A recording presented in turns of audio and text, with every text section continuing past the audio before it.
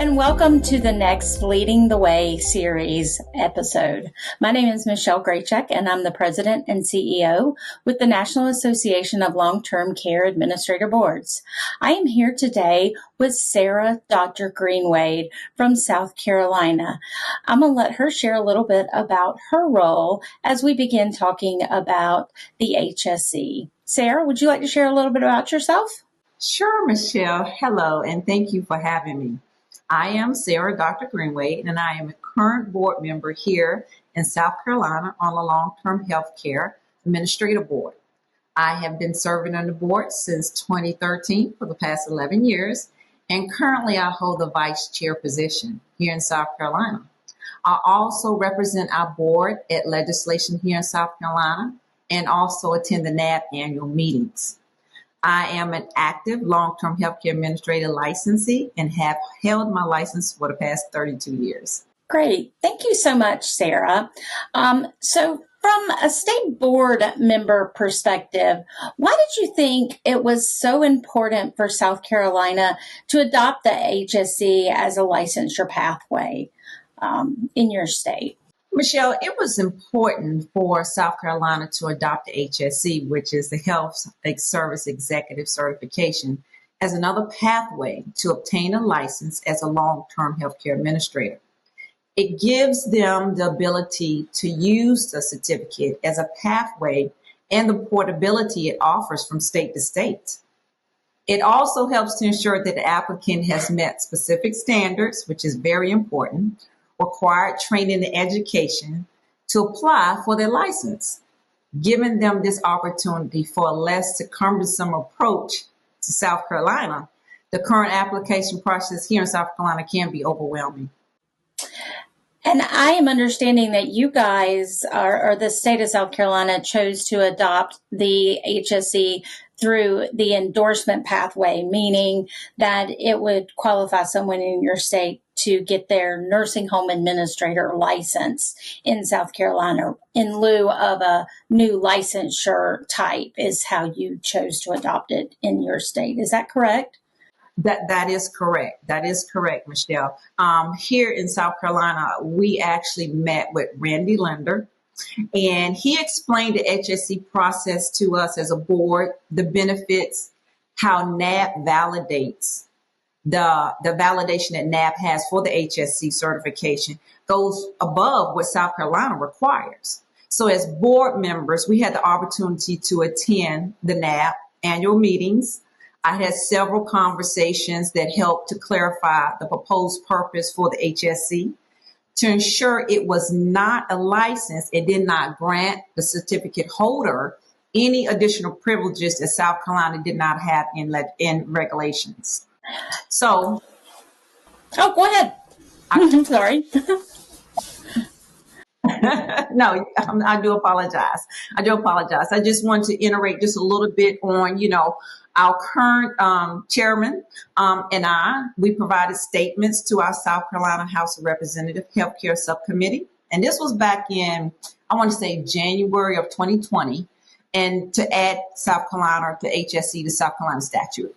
And when you were going through this process, I know that the license to add a new license in the states is very difficult. We had 3 states, Minnesota, Nevada, and Ohio, who actually did add that as a licensure type. And I'll have a question about that in a few minutes. But did you partner with any other agencies, staff associations for support to help you through that HSE adoption with advocacy or anything related to that? What we did do, myself and our current chairman, we actually attended some of our local state association meetings just to see if they were aware of what the HSE was and understood the availability it has and the mobility it has and how individuals trying to obtain their license here in South Carolina could take advantage of this certification. And being that it was not well known at the time, that was one of the things we wanted to do, was to ensure that anyone coming into South Carolina understood the availability that the HSE gave them in order to apply for licensure here.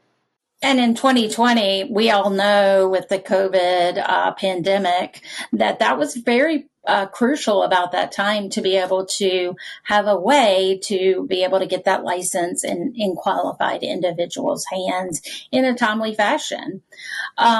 So getting on, once you've adopted the HSE, what have you seen, if any, that has benefited your licensee by being a state that accepts the HSE? Well, one of the benefits that we have seen is it helps expedite the application process. So individuals applying for their license and has HSE certification, it is already validated by NAB to ensure that they have met all the training and education requirements. And since we have adopted the HSE in South Carolina 2020, we are still collecting data on those individuals who currently hold HSE to ensure that the process is in fact expeditious.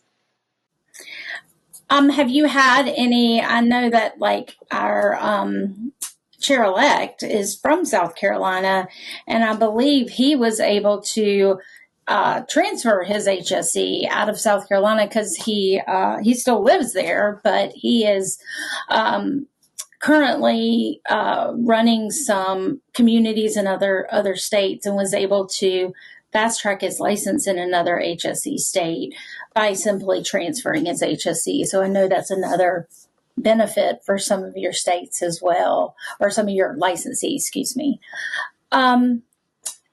The other question I have is, let's go to your state. What has your state, have they received a bunch of new applications, or what benefits has your state seen from adopting the HSE? Well, we do know that there have been 2 individuals in South Carolina that did hold the HSE certification, and it has given them the ability to be able to take their administrative license to another state because they do hold HSE certification, and it has given them the option of choosing from state to state. The state in which they're applying for, as long as that state has adopted the HSE certification, that is the positive mobility that the HSE certification gives a licensee. In South Carolina, as you all are aware of, we are a military state. So we have military families who move to South Carolina. And if they hold a HSE certification from another state, it shows the positive mobility that a person being able to apply for a licensee and licensure here in South Carolina. Right now, there are approximately 28 states that has adopted the HSE. And so this gives them a greater opportunity for that career choice. Thank you, Sarah. And as you all know, and people who are listening might not be aware of, South Carolina holds a special place. I grew up there, so I hold a special place in my heart for that state. One other question I have, do you foresee South Carolina looking at the possibility of moving towards a HSE license in the future? You might not know that answer, but I just thought I'd ask while we were talking about some benefits here.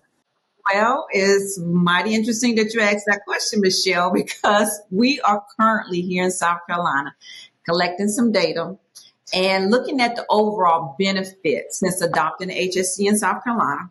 We're currently in the process of revising our license regulations. Matter of fact, I have 14 pages to review next week to ensure that the HSE is understood and applicants know that they have 2 options to obtain the HSE, the career path or the education path.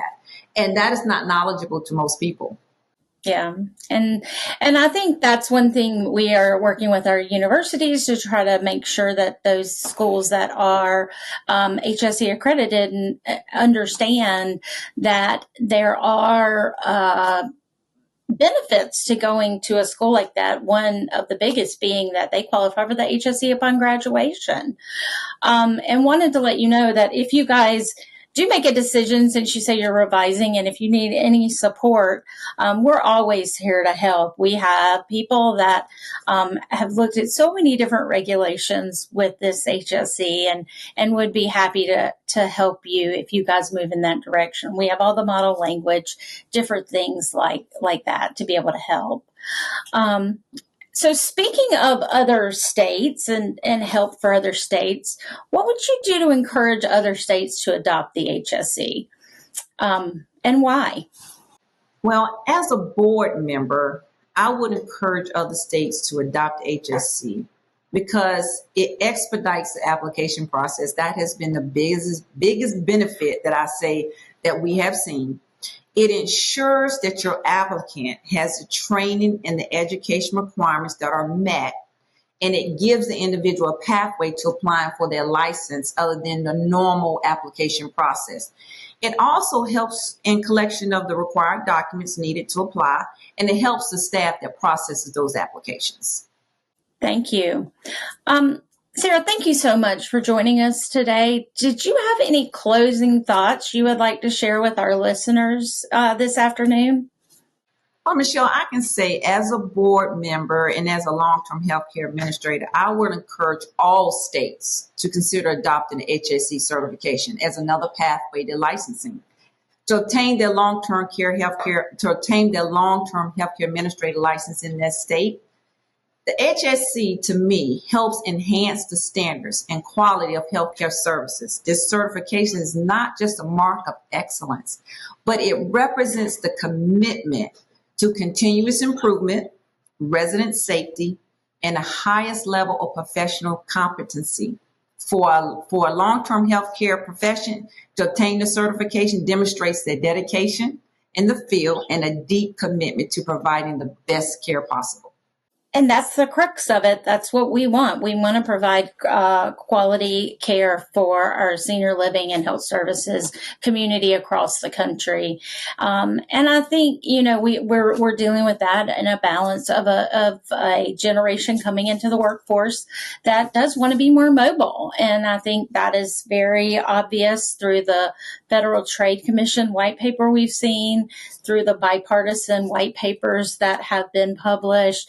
So we are seeing this trend shift around that I'm going to get a job and stay in it for the next 30 years. So, and we want to make sure not only we balance the scales, we have quality people, but we also have people who can be mobile. So, Sarah, I want to thank you so much for joining us today, and for our listeners out there, I want to thank you for joining us for this next episode of Leading the Way from the state board member perspective.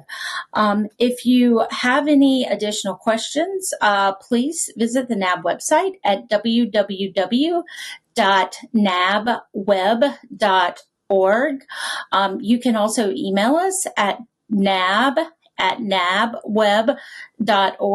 or if it's an HSE directly related question, please email us at hse@nabweb.org.